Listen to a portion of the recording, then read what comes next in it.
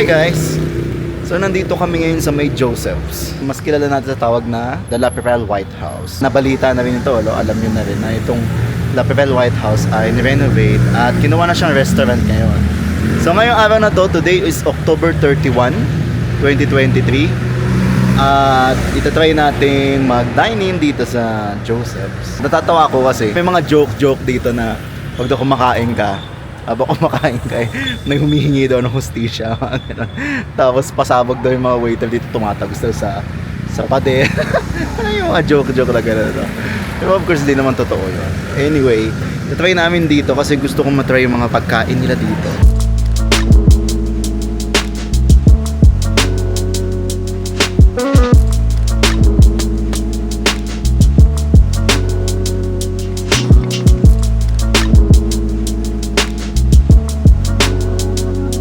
Hello. Hi. Hello.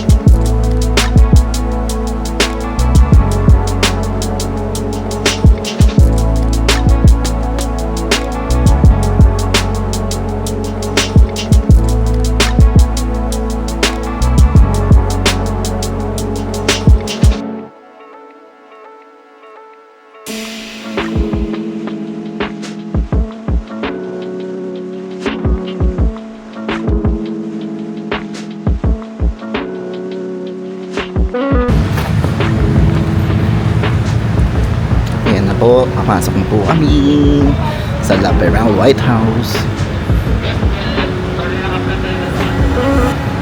Let's go, samahan nyo kami tingnan ang loob ng La Perelle.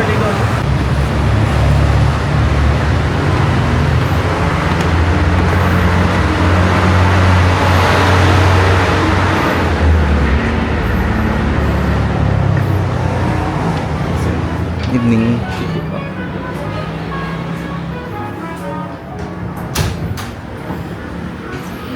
Evening. Yes.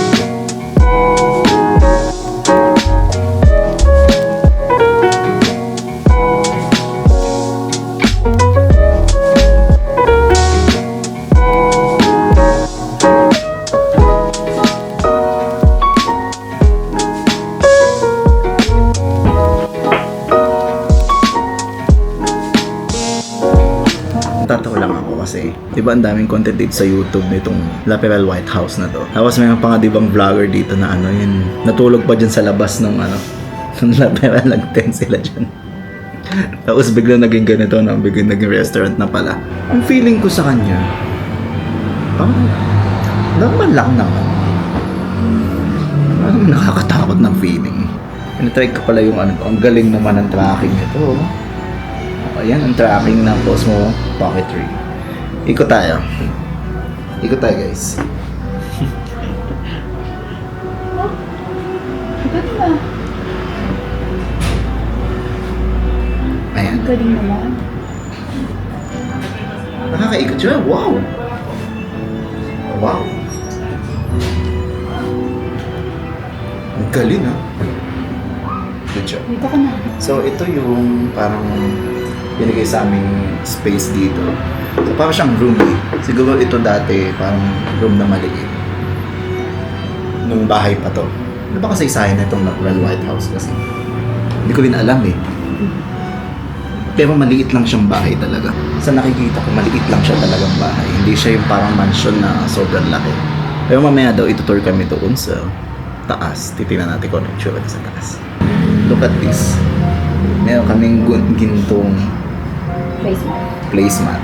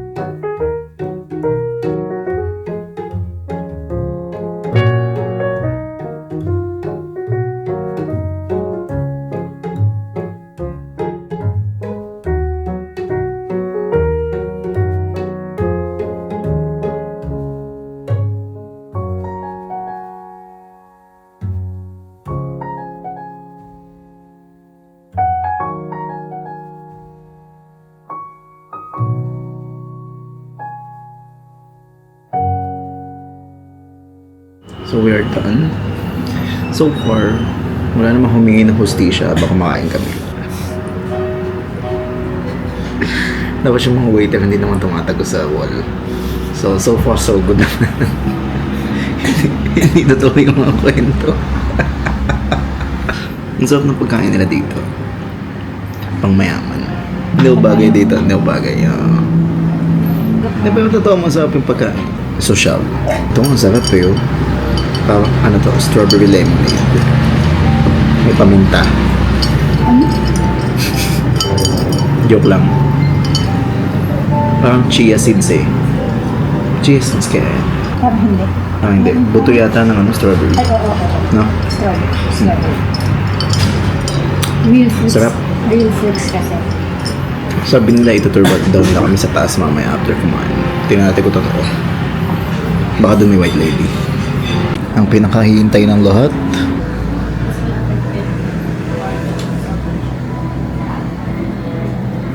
Ayaw magkato. Ayaw magkano eh. So ito yung bill. Papakita ko sa inyo. Yan, kita nyo na. It's 8,442. That's the bill.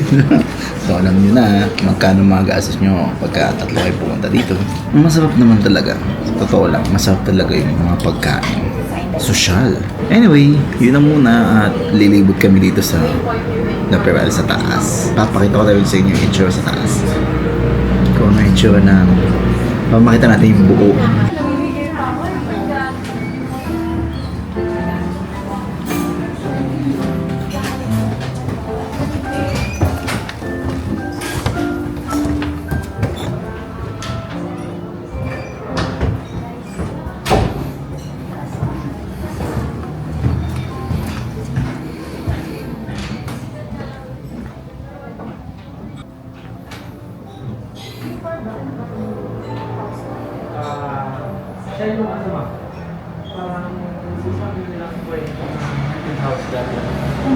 Yes. Ano siya naging content?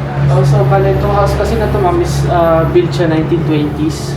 So, bale, yung owner nito, ma'am, is yung Lateral family, which is yung naging sex slaves ng mga Japanese noon. So, bale, pasok tong house na to noong World War II, ma'am. So, bale, itong house na to, ma'am, yung ginawa nilang parang headquarters ng Japanese. Dito rin namatay yun, yung mga Yung family po. talaga. Yes. Mhm. So, kumbaga, sabihin natin 1920s, ito lang siguro ang pinaka-bahay noon. So, bali, sabihin natin ang bundok, puno-puno din. So, bali, hindi siguro makita kasi Baguio to. Yeah. So, bali, ang alam naman natin ng Baguio is City of Pines. Siguro maraming puno. So, siguro ito na yung isang house. So, bali na nakita nila is natural. Natural lahat yan. So, Ito pa rin yung dati. yes po. Original. Yes po. Interior, exterior, lahat original. Ay, naman. So, dalawa may mga rooms. Yes po. So, bali itong rooms na ito, ito po yung mga kwarto, may bedrooms na ito. So, bali, ngayon, kinonvert na siya into restaurant. So, bali, nilagyan na lang namin ng tables po for dining area. Ang dami niyang room, no?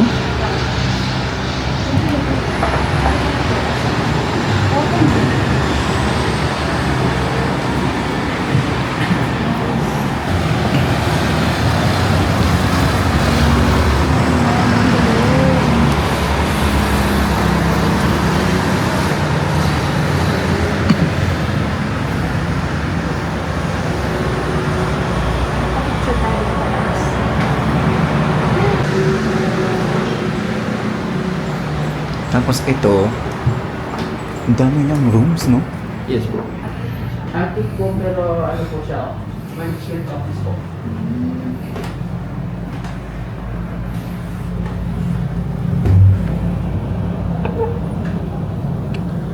Anong meron dito sa likod? Wala na. Wala na, sir.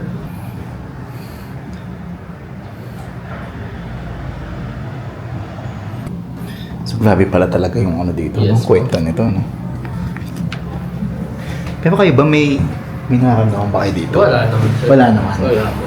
So, wala nagpaparamdam. Wala naman, sir. Watch your step na po. Pero ang ganda ng bahay na to, no?